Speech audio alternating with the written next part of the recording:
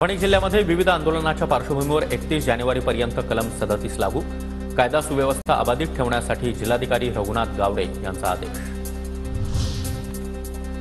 रत्नागिरीमध्ये ठाकरे गटाला धक्का, तालुका प्रमुखांनी पदाचा आणि प्राथमिक सदस्यत्वाचा देखील राजीनामा दिला।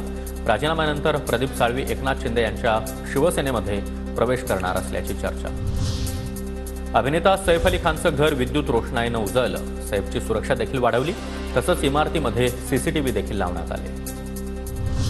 हॉस्पिटलमधून बाहेर पडताच सैफ एवढा फिट कसा? सैफला रुग्णालयातून डिस्चार्ज मिळाल्यानंतर संजय निरुपम यांचा सवाल।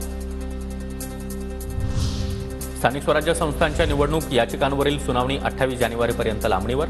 याचिकांचा समावेश आजच्या कार्यसूचीमध्ये नाही, 28 तारखेच्या कार्यसूचीमध्ये समावेश असल्याची माहिती। वसंतदादा शुगर इन्स्टिट्यूटची उद्या वार्षिक सर्वसाधारण सभा। शरद पवार आणि अजित पवार पुन्हा एकदा एकाच व्यासपीठावर येणार। शिंदे गटाचे नेते मिलिंद देवरा यांचं मुख्यमंत्री फडणवीसांना पत्र। बेकायदेशीरपणे मुंबईमध्ये राहणाऱ्या बांगलादेशींना बाहेर काढा, देवरा यांची पत्रातून मुख्यमंत्र्यांकडे मागणी। छत्रपती संभाजीनगर शहरामध्ये बांगलादेशींचं सर्वेक्षण होणार। सर्वेक्षणामधून बेकायदेशीररित्या राहणाऱ्या बांगलादेशींचा शोध घेणार।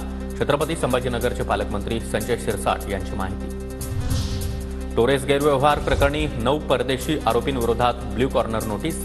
8 युक्रेनच्या आणि 1 तुर्कस्तानचा नागरिक असल्याचं समोर। मुख्य आरोपीनं 200 कोटी रुपये परदेशात पाठवल्याचाही संशय।